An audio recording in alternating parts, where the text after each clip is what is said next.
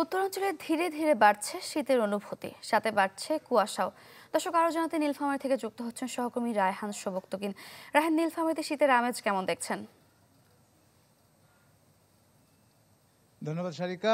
নীলফামারী, পঞ্চগড় বা এই উত্তরাঞ্চলের এই দিকটা, সীমান্তবর্তী এই দিক থেকে, এই এলাকা থেকে কিন্তু কাঞ্চনজঙ্ঘা দেখা যায়, মানে চোখে দেখা দূরত্ব কাঞ্চনজঙ্ঘা।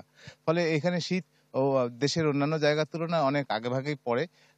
যদি আমি শীতের পরিস্থিতি সম্পর্কে এখানে বলি, তাহলে নীলফামারীতে যে দুটি আবহাওয়া পর্যবেক্ষণ কেন্দ্র রয়েছে, গত এক সপ্তাহ ধরে কিন্তু এখানে সর্বনিম্ন তাপমাত্রা 16-17 এরকম রেকর্ড করা হচ্ছে এবং সর্বোচ্চ তাপমাত্রা 30 ডিগ্রি পর্যন্ত, 29-30 ডিগ্রি রেকর্ড করা হচ্ছে। আমি এই দুটি কথা একসঙ্গে বলেছি এই কারণে যে দুটি তাপমাত্রার একটা তফাৎ দেখলে বুঝতে পারা যাবে যে সর্বনিম্ন তাপমাত্রার তুলনায় সর্বোচ্চ যে তাপমাত্রা সেটি কিন্তু প্রায় দ্বিগুণ।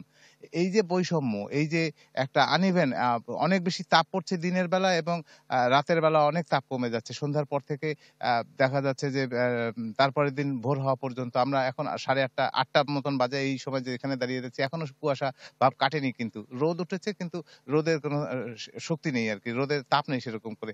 আবার একই সঙ্গে কিছুক্ষণ পরেই দেখা যাবে যে খুবই উত্তাপ তৈরি হবে। এই যে তাপমাত্রার বৈষম্য হচ্ছে, এটা কিন্তু জনজীবন এবং একই সঙ্গে গাছপালার উপরে একটা প্রভাব পড়বে। আপনি জানেন যে এই মুহূর্তে আলু রয়েছে খেতে আমরা যে কৃষিবিদরা রয়েছে এই অঞ্চলের, তাদের সঙ্গে কথা বলে যতটুকু জেনেছি, এই আনইভেন তাপমাত্রা, অর্থাৎ সারাদিন অনেক তাপ, তারপরে হচ্ছে রাতের বেলা অনেকটা ঠান্ডা, এটি কিন্তু আলুর ফলন থেকে শুরু করে অন্যান্য কিছুর উপরে প্রভাব ফেলবে। একই সঙ্গে জনজীবনে আমি দেখেছি যে স্টেশন, বাস স্ট্যান্ড, এইসব জায়গায় যে ছিন্নমূল মানুষেরা রাত্রেবেলা ঘুমায়, তাদের অনেককে কালকে রাত্রেও কিন্তু আমি দেখেছি যে বস্তা গায়ে দিয়ে শুয়ে আছে। অর্থাৎ শীতের কাপড়ের একটা অভাব তো বোধ হবে এই অঞ্চলে।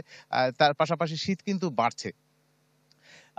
যে কথাটি আমি বলবো যে এইবার শীতের প্রকোপ বেশি হবে বলে কিন্তু স্থানীয়রা অনেকে আশঙ্কা করছে। আবহাওয়া দপ্তরের কথা ছাড়াও স্থানীয় মানুষ, যেহেতু দীর্ঘদিন ধরে আমাদের এই অঞ্চলের মানুষ শীতের সঙ্গে অভ্যস্ত, তারা জানে যে শীতটা কিরকম পরে। এইবার এবছরে তাপমাত্রা বেশি ছিল, বৃষ্টিপাত কম হয়েছে, তারা কিন্তু মনে করছে যে এই বছরে শীত বেশি পড়বে, ফলে তার প্রস্তুতিও তাদের কাছে একরকম রয়েছে যে শীত বেশি পড়লে শীতের কাঁথা কম্বল এসব জোগাড় করাও একটা কঠিন কাজ হয়ে যাবে উত্তরবঙ্গের মানুষের জন্য।